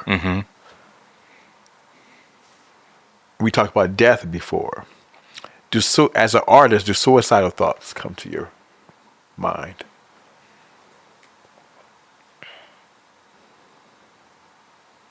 Death is a grand metaphor that fuels a lot of life. First answer the question, then expand on it. I don't think so. I don't think so. But what I think about death and what some other person would think about death, they might consider that suicidal. I don't. Okay. Like sometimes you do got to die off. Sometimes you got to let go. Like death is important. It's a part of life. Like God invented death, so there was an end to things.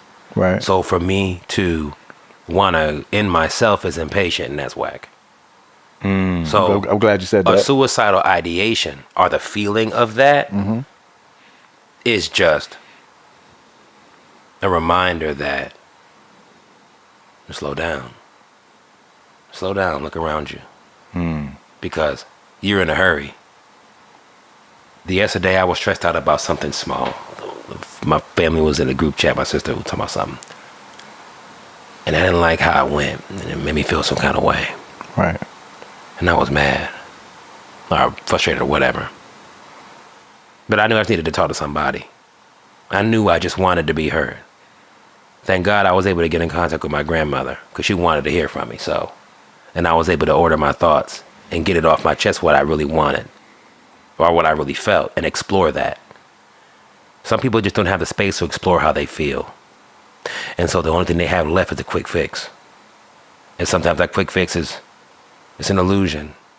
Our bodies are designed to not kill itself. Our bodies are designed to not kill themselves. When our minds are free to imagine what they want to imagine. But you have the power to look at what you're thinking and wonder what it means. Like you can be like, man, I don't like myself right now. I wonder why. Is it guilt or something, or frustration or something? Like there's a reason and we can get to it. So we all be moody. We all be feeling some kind of way. But because everyone's suffering right now, and it's becoming more abundantly clear that that's the case, it's not very helpful to move in that manner. You want to have someone that you can trust to vocalize deathly thoughts. You know, like even with myself, being an artist, knowing that death is a thing. 4th of July, I had visited my grandmother with my dad, and we had a frustration there. My dad there too. You know, my parents got personalities, like myself, so you can only imagine, right? And I talked about how I have acceptance that, death is a thing because there's so much death. Grandpa passed, Aunt Shawan passed, Aunt Roz passed, some people passed, so much, that I haven't had the opportunity to grieve the way I wanted to. But then I realized as I get older that grief is just part of the clothes you wear. That's just that coffee stain on your favorite shirt. It's not coming out. And so it's more about death. Like I said, death becomes like once it's no longer a new thing to you, it just becomes part of everyday life. And I realized how much death affected me and how I move with my art, how it has allowed me to resign myself more to what God's purpose is for me. Because there's not much left. Like just as much as it could be any of my family or my fraternity brothers who've passed or people that I'm close to, friends and things like that, band members even. I'm still here. And there are people on their deathbed and in their hospital bed have made songs and sent to me telling me, give people a reason to live for. Shout out John Ellers. Shout out Branford Shaw. Shout out. In heaven, because they told me to give people a reason to live. Like, you don't get the last thing someone tells you to be, keep going. And you dare think of taking yourself out the picture. Too many elders have passed believing in me to play with that. That when I meditate on a thing like death, there's too many angels like, hey, make sure you finish that project. Make sure you do that thing. So what it does for me is allows myself to feel like it's okay to feel in a mood. It's okay for me to feel whack, but I'm too lazy to kill myself. That's lame. That's a lot of effort. Like, who's doing that? Like, I'm glad you said that. I don't even want to take a whack chick on a date. Why would I, like, if I'm gonna kill myself, let's just get married. What are you doing? Like, That's dope. like someone could push my wheelchair. Like, come on, That's man. dope. Like, Next question. Thank you, because I don't really have nothing to say to that. Cool. I just want to make sure we clear that up. Next question. This will be the final question, but it's a two-part question. I'm into it. All right. We talked about immortality. We talked about what if you could go into a space where you live forever. Yeah. All right. Yeah. So right now we're going to go into a spaceship right now. Okay. How old are you? I'm 36. You're 36. Yeah. We're going to go to a spaceship right now.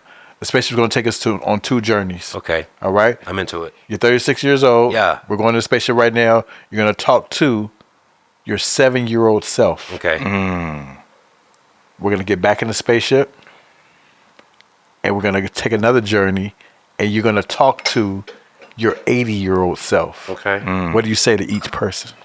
My 7-year-old self wouldn't understand me. They wouldn't even know I was telling the truth. I would want to play video games with them and beat their ass. Wow. Because then they would have a reason to get better. My dad put me on the Mortal Kombat. I develop games now. So that's easy. Beat his ass in video games. I'm 7 years old. That means it's like 1995 or some shit. Yep. Yeah, boy. Mortal Kombat 2 just dropped. What you mean? Super Mario World something. If I met my little self, I'd beat my ass in a game, chess or something. I would do what my grandfather, father, my uncles have done. I would just challenge me. That's it. There ain't a whole lot more to it. And even if I was trying to challenge me, I'd be challenged. Okay. All right. We'll take back into the spaceship. Okay, I'm going. We're talking to your 80-year-old self. Mm-hmm. What did he tell him? Looking for a challenge. I'm going to try to beat my old self ass. Come on, old man. Run me them moves. Let's see. I bet your hands hurt so much you can't do none of the shit we can do now. Because I can't, my hands hurt. I can't feel the right side of my right hand from playing too much. A lot of my fingertips are numb and my fingernails don't grow like they're supposed to. And your hands right now? Oh, even though you play like that? What else am I going to do? Like, I don't mean to interject, but... No, go ahead. Go ahead. My art...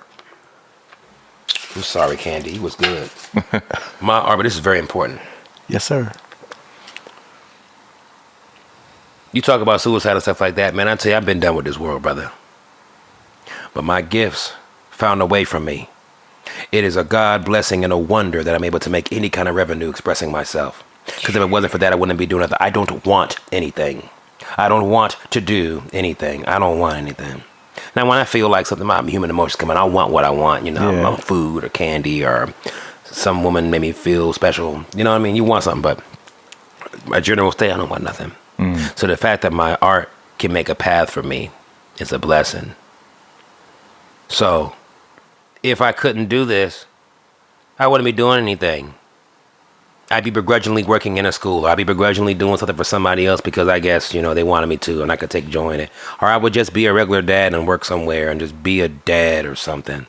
You know, like most dudes. Most men have resigned their passions to just being a dad.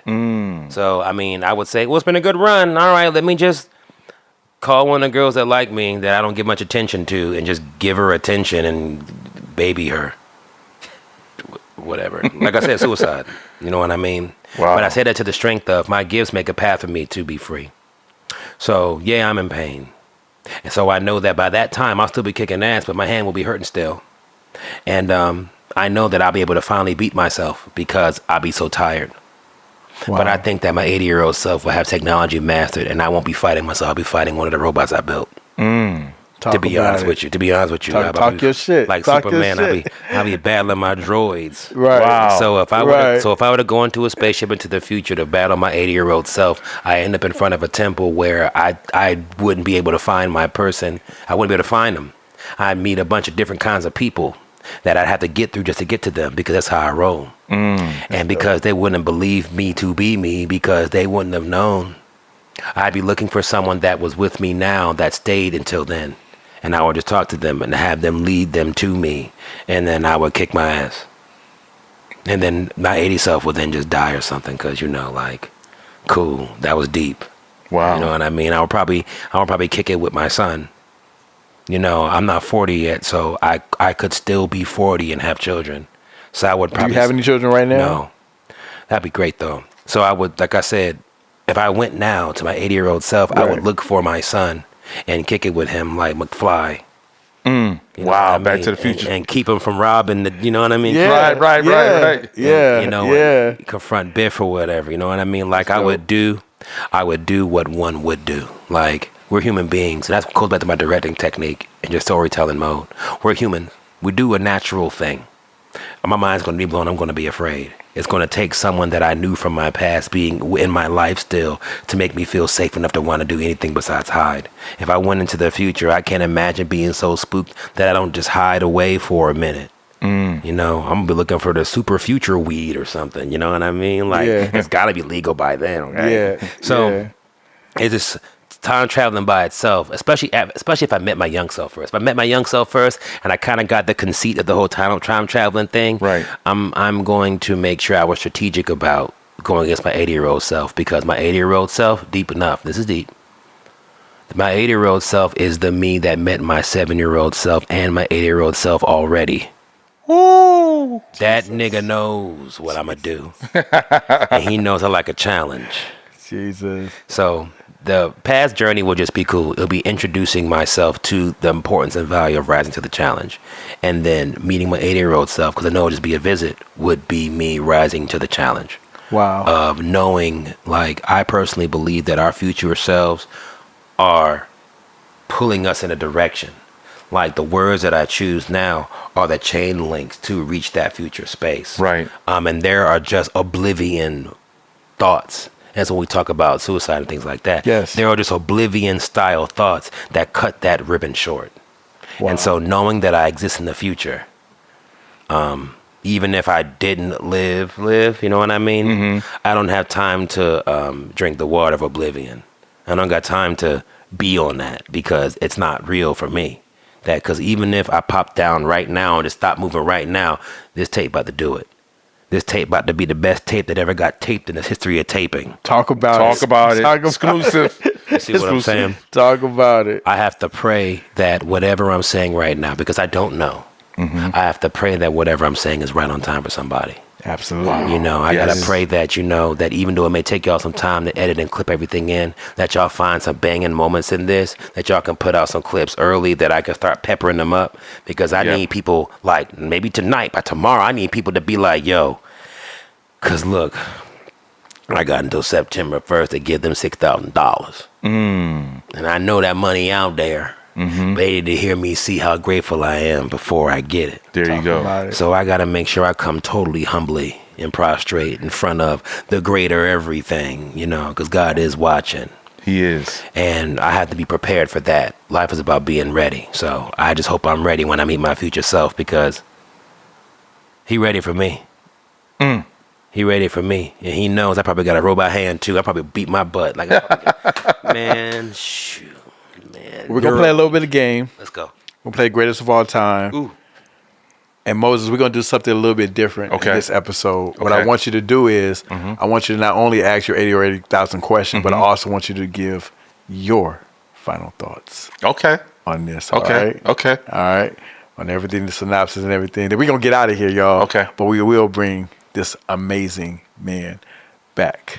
Let's do it. Greatest of all time. We're just talking about overall the impact they've had on this thing that's right in front of you, Zach. All right? Okay. Greatest of all time. Ray Charles, Herbie Hancock, Stevie Wonder. Greatest of all time. Don't look at me like that.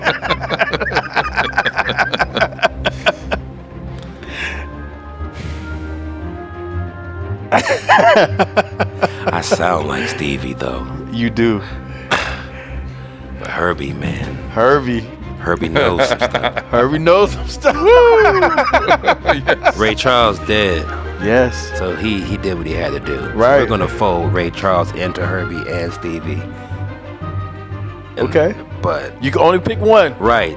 So we're going to elevate Ray on out of here, Okay. because he wins anyway from getting the greatest consolation Yes, of sir. eternity. Okay? Yes, sir. Yes, sir. And he wouldn't have seen me if I said it no way. And I guess Stevie wouldn't either, but Right. Stevie Wonder spoke at my brother's funeral. He did. So I got Exclusive. Yeah, Wow. that was mind blowing. Wow. Shout out Shaheem. Shout out. Shout out. So it's just like Herbie knows something, brother. Herbie knows something.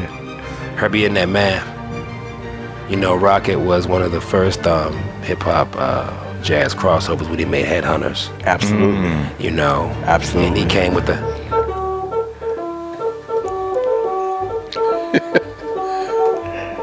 And Watermelon Man, you know what I mean? Yes. Yes. Because that also was what they used in The Wiz when the Kaleidos came down the stairs. Yes. And it was, "Skidadoo, Yes. so, Wow. so it's like, Stevie will tell you the story about the cosmos.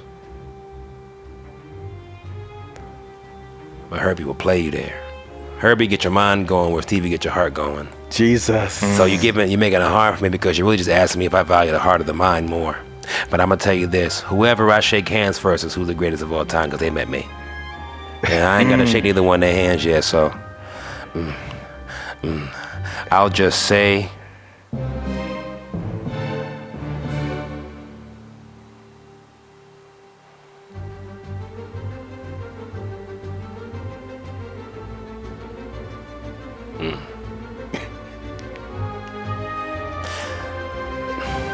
I don't know. Sorry. Herbie Wonder, Stevie Hancock. Chick Corea. I love Chick Corea. I love it. Chick Corea? I love it. Can I say Chick Corea? I mean, whatever you want to say. Chick Corea's goated. Okay. Chick Corea. Herbie's goated off that, so I guess Herbie. All Herbie right. got a little more. Herbie got around more. Okay. Herbie collaborated more, so I got to say that when it comes to all-time hitters in jazz on the keys, Right. it's got to be Herbie. But when it comes to like singing, though, it's got to be Stevie, because like even when it comes to singing gospel, I tap in with Stevie. Okay. So that's, you touching on, but you said keys, so Yeah. it's got to go with Herbie. Herbie. Okay. Yeah, he's a good Okay. leader. He's a good leader. All right. Greatest of all time, Steven Spielberg, Spike Lee, Stanley Kubrick. Stanley Kubrick. Stanley Kubrick, yeah. Why? 2001, Why? Space Odyssey, Shining. We can- Really? Yes. The shine. Oh my Oh God. my God. It's his meticulousness. Really? Yes. It's his meticulousness. Something about his team being willing to do whatever's necessary to tell that story. What? That his stories can still be told the same way over and over. Like The Shining was written by Stephen King, and Stephen King hates Kubrick's version. Really? Yes. I never knew that. Yeah. My God. Yeah, it was a Stephen King story. My God. Like if you would have said Stephen King, I might have said Stephen King. Right. Man, I ain't even seen a lot of. I'm not even a horror fan. I ain't seen a lot of Stephen King stuff. Right. But the fact that every one of Stephen King's stories happens in the same universe is out of control. It's one of my greatest inspirations when it comes to short story writing. Like, Wow. Really? yeah, like if you really look closely, Halflight is set in the POC universe, which is a video game I made as well. My God. So it's like, when you get an opportunity to tell a story, you naturally tell a story. Okay. But I like Stanley Kubrick. I like Stanley Kubrick because, he really took the time to be meticulous about his storytelling, and in his passing, which is a mystery, right? Mm-hmm. A lot of the secrets of his filmmaking still remain. And I think that's just amazing. I would like to meet Spike Lee more than I would like to meet Kubrick, though. Really? Yes. Expand on that. Why? He's Spike Lee, man. Spike Lee's a genius, man. Yes. Yes, he is. Yes. Spike Lee made it possible. Shout out to Spike Lee. Shout out to Spike Lee. Spike Lee made it possible for a lot of us to do a lot of things, but he also showed that you can get it with your homies and you can get it with your family. Right. Dope. And that was very important to me to see that, that Spike Lee can make a Kubrick adjacent quality film. I've seen many Spike Lee films Right. over Kubrick films. Yes. I just know that if I take the colors off it and looked at what film stood the test of time, I'm telling you, like, one of my favorite Marvel heroes is Machine Man. And Machine Man is literally just a character from the 2001 Space Odyssey Marvel comic, special edition comic. But it was about a robot that wanted to be human. But then after he became human, and after the 2001 Space Odyssey crossover ended, he wanted to be human, so he met the Celestials. The Celestials gave him consciousness, and he was the most annoying thing ever, that they kicked him out of heaven and sent him back to Earth. Yeah, he started cussing and stuff and wanted to have sex and stuff, and they weren't into it. Wow. Wow. Yeah. And so, like, he was like Bender from Futurama. Okay. And so I really thought that was cool, storytelling wise. So when I look at how Stanley Kubrick's stories have influenced the mass media zeitgeist, I think about films that really affect the way people look at life. Like a lot of times these days, movies just kind of exist. Mm-hmm. But you see, when we was growing up in the 80s and 90s, films changed the way you looked at life. Yes. Like Star Trek made the telephone, the cell phone. Like Star Trek, that was the first cell phone. Yeah, that's right. Right. You know what I mean? Right. Like all these different inventions were imagined by storytellers that knew it was possible. It's like, what do you think inspires a scientist when they're sitting around their laboratory and they have to create something? It's because they saw a movie and it touched them. We have to accept, and I think about Grant Morrison, the story writer that wrote a lot of Crisis of Infinite Earths and All-Star Superman, The Invisibles, things like that. Yes. Talks about how inspiration and creation and reality are all part of this large thing. We're continually like inspiring and manifesting, and everything we write comes to life. Wow. And so it's like God says, you write the vision and you make it plain, and you run with readiness and not faint. Know that it's not just you writing something, but it's like it having a life of its own, and the art has a life of its own. And to write your affirmations into reality, because it may affect somebody. You know, like, how do I know what I've never seen before? So when to answer your question about the music, it speaks back to the music thing, and I apologize for talking. I'm so sorry. This is what you're here for, bro. This is what you're here for. That's what we're about, man. Often I find myself at a brick wall, not knowing what to do next, and I'm lost, and I don't know how I'm gonna get the money. I don't know how I'm gonna make change. I don't know how I'm gonna influence or whatever, make a difference or pay my bills or whatever. Yeah. And where I'm lost, and I can imagine what I wish I could do. I wish that but I know one thing, you know, is everything is perfect. You know, everything is perfect the way it is. So I might not be able to do all the things I think that people do that I wish I can do, but I can get behind these keys and bust it. And so with the motivation to express, I'll sit behind the keys, or I'll get behind my pen, or I'll get behind my drawing, or I'll get behind the coding, or get behind something and do what I can do as hard as I can. Yeah. And I think that's where creativity comes from. It's like, I have to do something. My life can't end here. And so I guess it's like an anti-suicide kind of for me. It's like I don't know what to do, but I can't die here. Like I was telling Rhonda this morning, shout out to Rhonda, the thought healer. I was telling her this morning, I was like, I don't got time to be miserable. Like I know I don't got time to be miserable for 30 days before they try to put me out my place.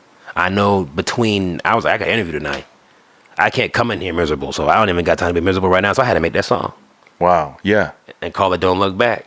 Wow. So I can express me being determined to not be miserable. Wow. I was going to make the best piano, hip-hop beat sounding track you ever heard today. You created your own motivation. Wow. It has to happen. Wow. Like, because if I don't make it, I would have walked in here with nothing. Yeah.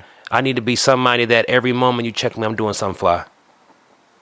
So that way the door's always open for us to collaborate. Because like I said, everything's being recorded right now. Everything is being part of history. Everything is being taken down. Yes. And I want my life to be filled with how I came together with my people. When you look at my website, you see all the different people I collaborated with. Yes. It tells the story of life in this area. It shows the life of Black Americans in the 757 region of the Mid-Atlantic part of America in 2025. I said it before. I'm telling history. I'm the pen. Jesus. And I can't be stopped. Jesus. Wow. Wow. Final greatest of all time. And this is just overall impact. Michael Jackson. No. Oh. This is overall impact. This is overall what they bring to the table, and overall how they would impact your life. Obama. Okay? Close. Okay.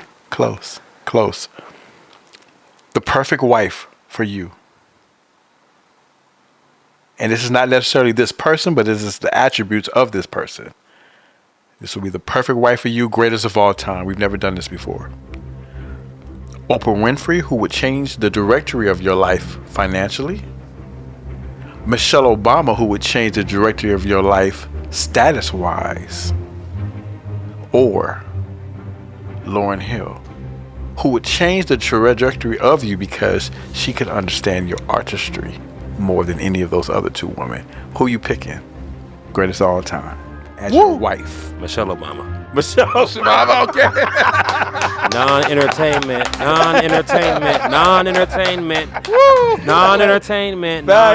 There you go. Non-entertainment. You shot me 2 stinkers in a winner. Woo! You shot me 2 stinkers in a winner. Show me somebody that has a relationship. Talk about it. Show me someone that can be married. Talk about Show it. me someone that shows up to their damn shows. Talk about Wow. Show me somebody with more than one record. it. Talk about it. That's all. That was easy. That was easy. Because you would ask you about traits. What do you want in your wife? I want them to be a woman. That's it. Come on now. I can't tell my wife what she should be. God chose that. I personally believe, I'm going to cameras, okay. I personally believe. Yeah, look at the camera. This is major, ladies. I personally believe that for me to want to think what I want my wife to be is to project onto a woman who may been for me and I not known. I'm projecting onto her the expectations that aren't fair to her. Every day I live on this earth, I get older and older, and parts of me fall away, and I become this unique thing that is only me. And I would hate to love someone and them not love me just because I wasn't tall enough. That doesn't make sense. Wow. And that's just not right. Wow. There's been plenty of people in my life who will love me so much, at least they thought, or at least I thought, or whatever. But because of some simple thing or something or whatever, it wasn't what it was supposed to be. They clearly just weren't ready, and I wasn't ready. But I know that if someone can be in my life, that's the first part. You're going to be with someone that you know. Because the second that you meet them, you know them now. That's Right. dope. And we spend the rest of our lives knowing them. And if we love someone enough, we will naturally grow with them. It's not just some change. We change every day naturally. I need someone in my life that I can grow with. And that's it. And if they could be a woman, that would be very nice. Because I want kids, you know. I got There you. you That's go. all I know. I got you. Keep it simple. Like, I got you. black, melanated. Does she have to be black? She has to have melanin. Okay. Okay. She has to have melanin. Some kind of cultural something. Not basic. Not too basic. Basic is cool. Not too basic. That's dope. You know, for real, I just, there's plenty of people already like, they got too much shit going on in their life. I like that. Yeah. The women my age that are looking for success are being too busy being successful to have time to interact with someone like myself, and I don't got the money for it. I can't afford to be in a relationship that I would want to be in. So it doesn't really matter. Even if someone liked me and thought I was cute, all we can really do was talk from time to time. I don't like no chick telling me what to do. So, like I said, I'm chill. I'm real chill, you know. I just want a hug for real right now. Okay. I'm pretty simple. Okay. There you go. All right. Yeah. Oh, Moses. Cook. Oh, she got to cook. She got to cook. Okay. I'll teach you. Okay. I ain't whack. I'll teach you. Hug. Okay. All right. Dope. Well, That's it. we are at the end of our 80 or 80,000 question. I think you've answered the 80 or 80,000 question. I think you want to beyond you've answered it as far as you your did. legendary. Yeah. I think at this moment right now, we're going to do something a little different. Moses Newsom is going to give his final thought. Okay. You put me on the spot, but I got you. So, I was amazingly impacted, and I received therapy in this last 2 hours from you, from your music, from the brilliance of your mind. And what I reflect on, what it took me back to, was when the first day I was introduced to racism. I was 7 years old, living in Hampton, Virginia. And I never forget this. It's actually permanently stained in my brain. And I went to a 7-Eleven and I got a piece of candy and I got in line. And I will never forget for all the days of my life, a Caucasian man behind me said to me as a young 7-year-old boy, "Get out of the way, nigger." And at that moment, I didn't know what it meant. As a man, I know now I was introduced to racism at a very young and fragile age. And it has stuck with me. But sitting here today, listening to your story, listening to your music, Wow. listening to your trials and tribulations, you have stripped away color. Not only for me, but for the entire world. And for those who are listening, I want you to go in a quiet room,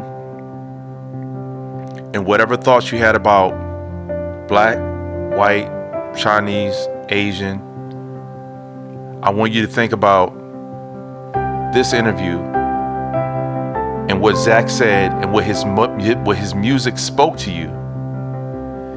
And I want you to ask yourself a question. When I leave this earth, is God going to look at me as a color? My God. It's real life. And if he's not, I want you to go back and I want you to love everybody that walks in your path for the rest of your life. Wow. Wow. That's my final thought. Y'all make some noise for the amazing Zach.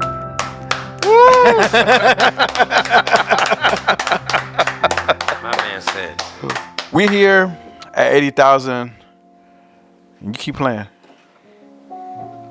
We don't condone any suicide or anything like that. But But we do know and we understand that those thoughts come to you sometimes. Those thoughts embrace the world. Those thoughts affect black people, white people, Mexican people. At the end of this podcast interview, we're going to put a suicide hotline number on the bottom. And if you feel those thoughts, you need to call someone. And if you don't want to call the number, then you can talk to your pastor, talk to someone you love. Or I even go so far to say, you can give either myself or Moses a call. We'll be right here for you. Absolutely. The Bible teaches us that life is precious and we should cherish every moment. Bruce Lee made a famous statement one time. He said, "Don't pray for an easy life. Pray for the withdrawal and the strength to make it through a difficult one." Wow. So we here at 88,000, we encourage you to be encouraged and to continue to pray to get through this difficult thing that we call life. Y'all make some noise one more time. But amazing Zachary Hines. Cause something's happened. Sing us out, brother. And it happens every day, yeah. You can feel it in your spirit. Don't waste your time. Don't you play. We've been filling up these buildings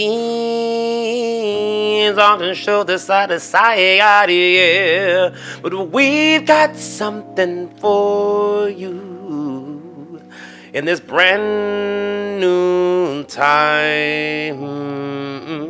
So are you ready? 'Cause here we are, something you have never seen before.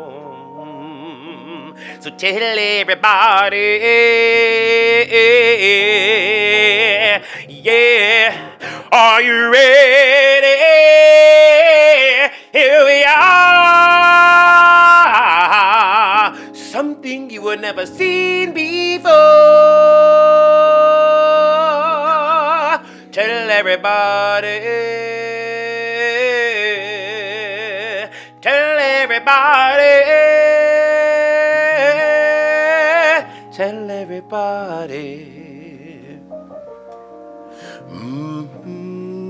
Good night, y'all. Zachary Hines.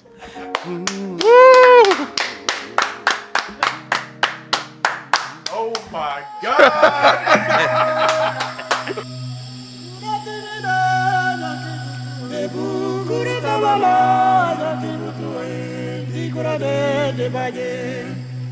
You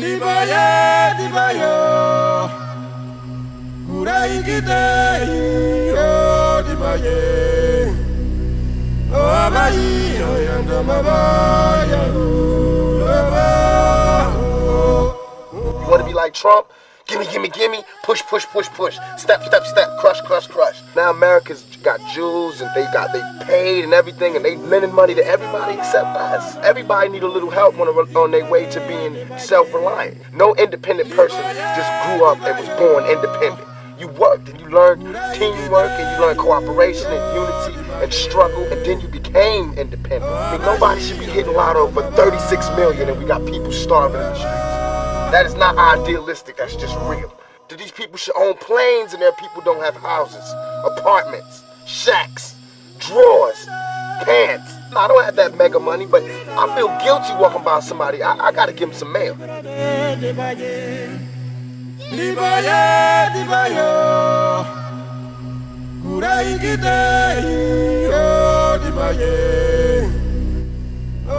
it bad that you got I mean, can you imagine somebody having $32 million? $32 million. And this person has nothing?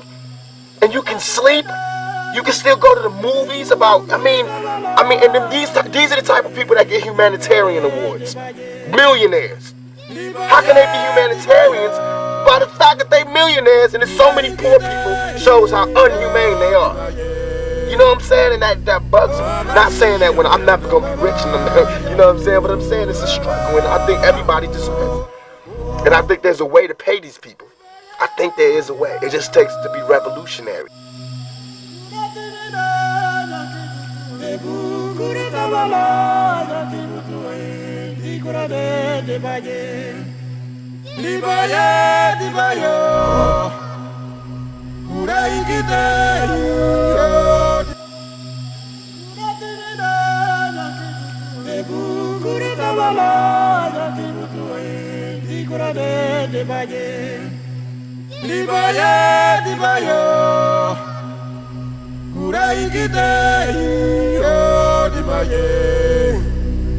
Oh,